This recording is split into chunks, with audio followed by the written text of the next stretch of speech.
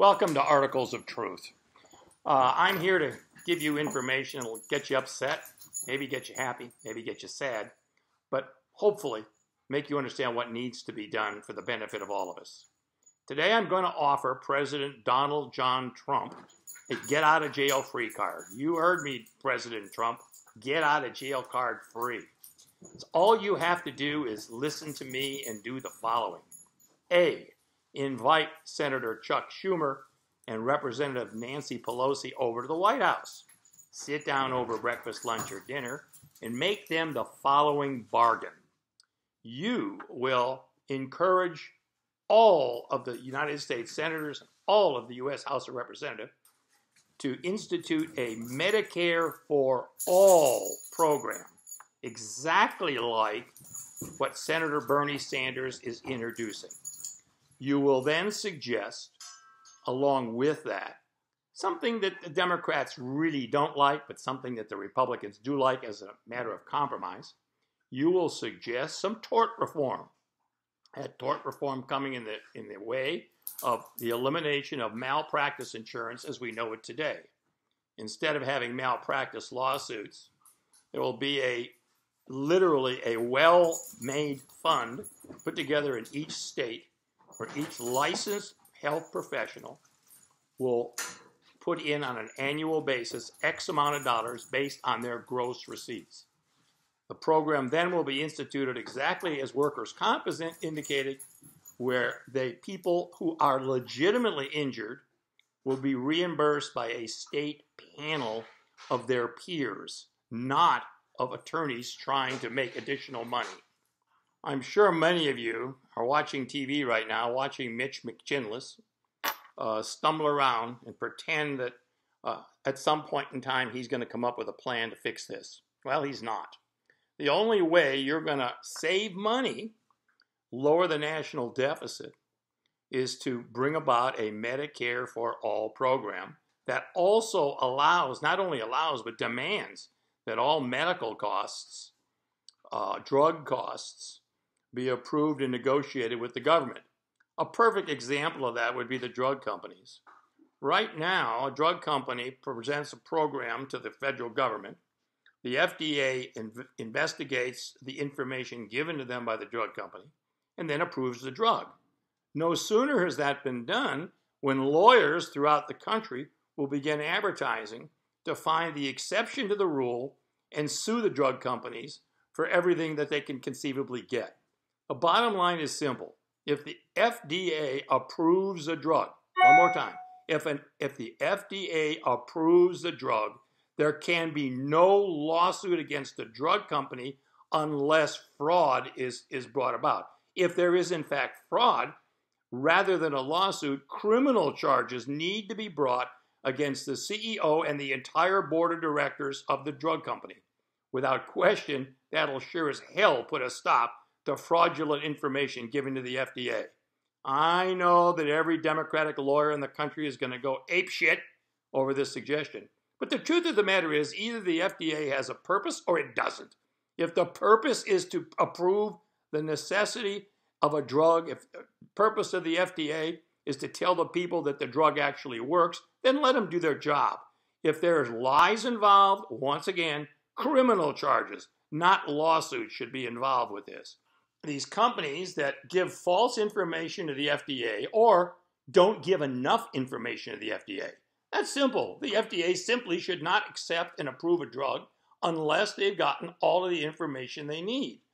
Once again, once it's done, there should be no lawsuits against the individual drug company. In exchange for that, the drug companies need to sell the American public the drugs the exact same price that they're selling to every other Western European country. Again, an example of that, women's use of an IUD. IUD in the United States runs about $900. Either you pay for it yourself or the insurance company pays for it. That exact mechanism in England, France, Italy, Germany runs under $100, in some cases as low as $60 for the identical piece of equipment. American drug companies complain the only reason they do that is because of lawsuits. Okay, let's call their bluff. That's that. Now we go to hospital costs. Right now, the costs of hospitals are astronomical if you walk in and look at a retail price list. Why? It's simple. Because tens of thousands, hundreds of thousands of people go to these hospitals on a continuous basis, mostly through the emergency room, with no insurance coverage, not even Medicare or Medicaid.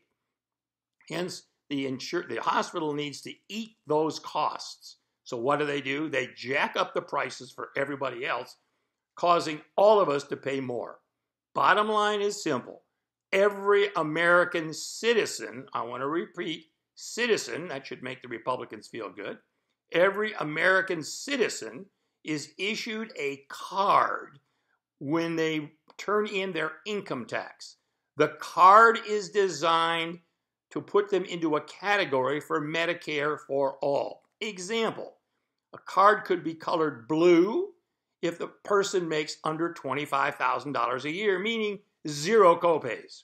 If the person's tax records show between, say, $25,000 and $50,000 a year, that person needs to pay $5 for each medical visit and $5 for each prescription.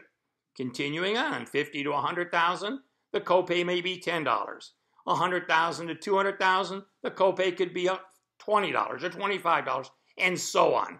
So Warren Buffett is not paying the same amount for his medical coverage as Warren Buffett's secretary. Perfect example. Next, along those same lines, doctors spend between 6 and 10% of every dime they take in having to hire billing companies. The biller then turns around and bills each individual insurance company, who all have different concepts of how to be billed, meaning that the doctor loses between 6 and 10% of the income generated by his or her work. Simple.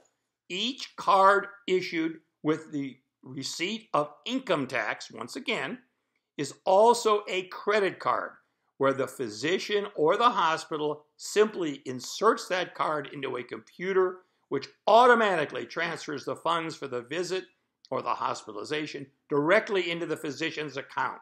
There are many, many ways to stop fraud, but as I say, the easiest one would be to simply set a baseline. If a physician's gross is $500,000 a year, if all of a sudden that physician turns around and submits $900,000 in charges, instantly a fraud alert is brought about and there's an investigation. The bottom line is simply this. By eliminating the billing, by eliminating the malpractice for drug use, by eliminating all that, we'll save the United States and every one of us hundreds of millions of dollars. So to summarize, what we're saying is a major compromise. President Donald J. Trump, whatever the hell your name is, you go along with this compromise, and the Democrats, by the way, will promise that they will not ask for an impeachment process if, in fact, they take over the House in 2018. That's the compromise. That's your get-out-of-jail-free card, Mr. Trump. Give the American people what they need. By the way, one other thing that I glossed over, and that is insurance for American citizens only. That's simply done this way. If a person comes into the hospital or sees a doctor and they are not an American citizen, they will not have the card generated by the IRS for their free coverage. They should be taken care of just like any other human being, except that the country of origin, the country in which they came from, needs to be billed for their services. And now you're going to say, what if they don't want to pay, i.e. the Mexican wall? Big, big difference. The wall is a joke. It's laughable. It's absurd. However, you take a Hispanic immigrant or a European immigrant or any immigrant who is in need of medical coverage, and you take care of that coverage, and you save that person's life, and then you bill their country for that service, I would hate to say that I can't imagine very many countries refusing to pay that fee. If they do, as much as I hate to say it, oh well. They're still human beings, and they still deserve to be treated as human beings. Please subscribe to this channel for continuing information that I hope will help you. Thank you and goodbye.